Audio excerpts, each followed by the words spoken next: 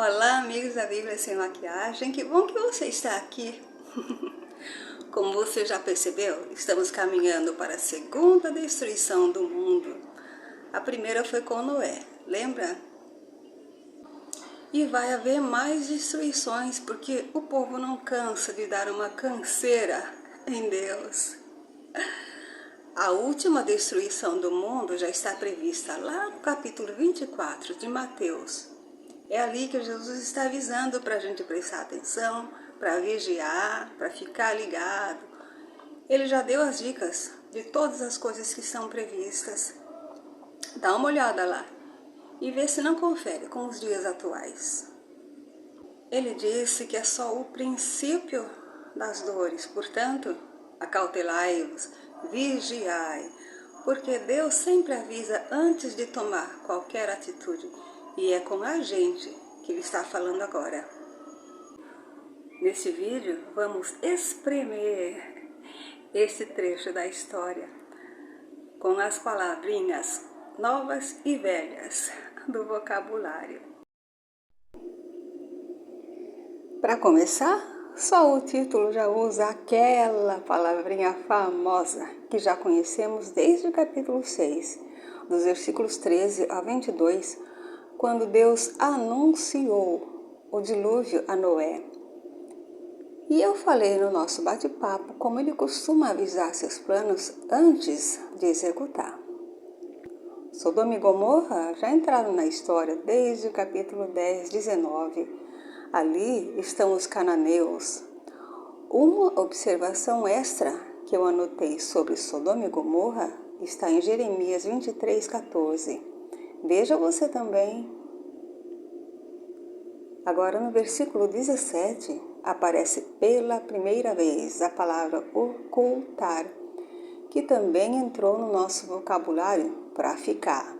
Em Mateus 10, 26, Jesus disse: nada há encoberto que não haja de revelar-se, nem oculto que não haja de saber-se. Desses lugares que eu destaquei, é interessante verificar que em Isaías 45, 15 e Mateus 6, 18, Deus se oculta, mas Agar diz no capítulo 16, 13, que Deus é o Deus da vista, porque estava olhando para ele. E na leitura de agora, Abraão está até conversando com Deus frente a frente. Mais coisas a pensar.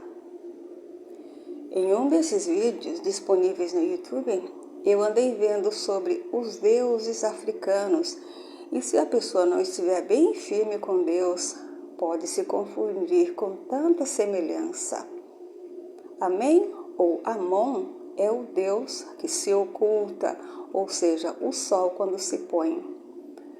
Mas Davi, no Salmo 25, diz: não serão confundidos os que esperam no Senhor. No versículo 18, Deus está lembrando o que prometeu a Abraão desde o capítulo 12, que faria dele uma grande nação, e nele seriam benditas todas as nações da terra. E Deus não se esquece do que promete. Quanto a esta palavra ordenar do versículo 19, aqui tem o sentido de organizar, mas no capítulo 3, versículos 11 e 17, era mesmo uma ordem de Deus para Adão e Eva. Eu não destaquei no capítulo 3, mas em Jeremias 26, 8, o Senhor ordenou as palavras que era para Jeremias falar. E não eram nada agradáveis, por isso ele quase foi morto. No Êxodo, Números e Deuteronômio também serão ordens dadas por Deus para serem obedecidas. Ainda no versículo 19, tem duas coisas importantes na mesma frase: guardar e caminho do Senhor. A primeira vez que vimos a palavra guardar foi no capítulo 4, versículo 9, quando Caim perguntou a Deus se era o guardador do irmão dele. Mas será esta a palavra que Deus vai usar em Levítico 25:18 para explicar por que nos deixou seus estatutos e juízos. Guardar e fazer. Para quê?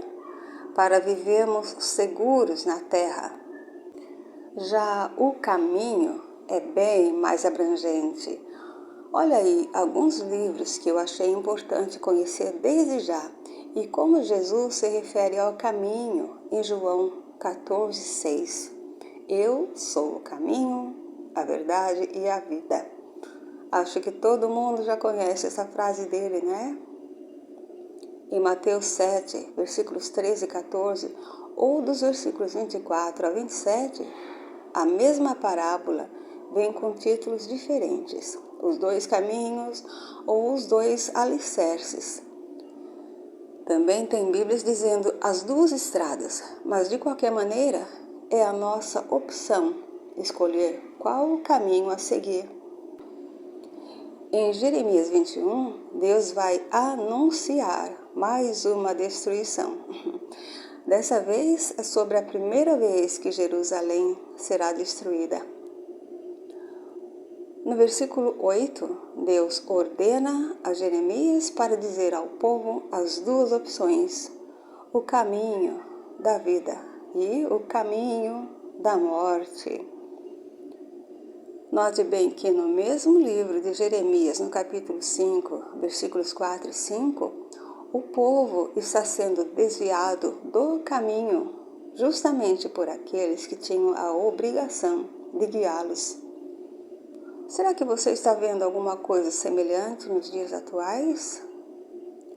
Jesus já falou em Mateus 15:14 sobre o cego guiando outro cego.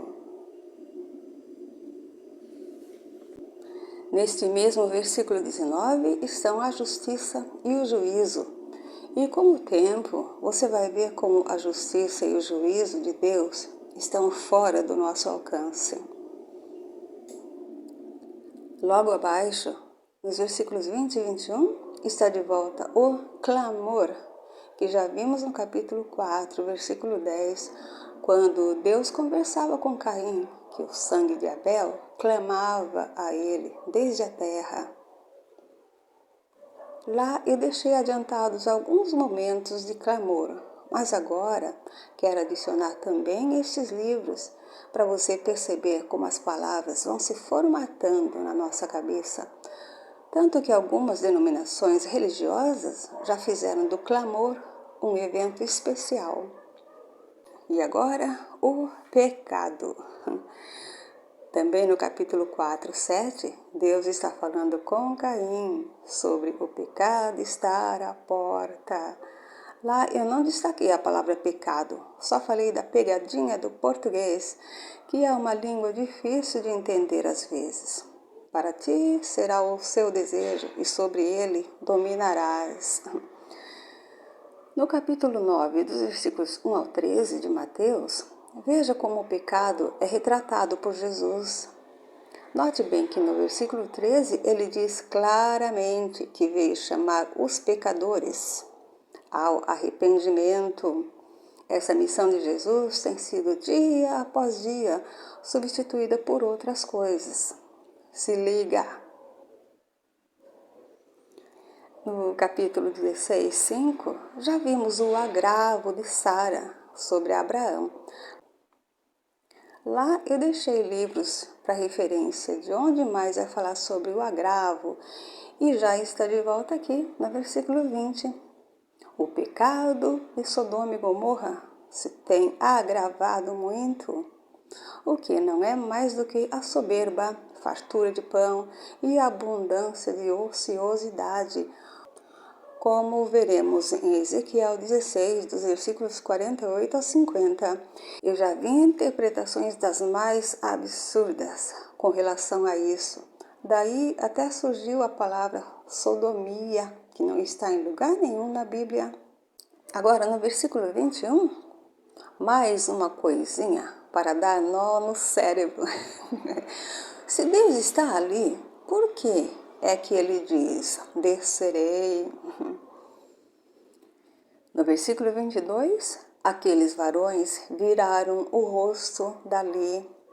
Essa expressão, virar o rosto, vai estar no capítulo 32, versículo 33 de Jeremias e em outra situação parecida em Ezequiel 8,16.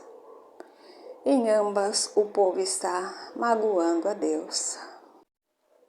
Eu não disse antes que a justiça e o juízo de Deus não estão ao nosso alcance?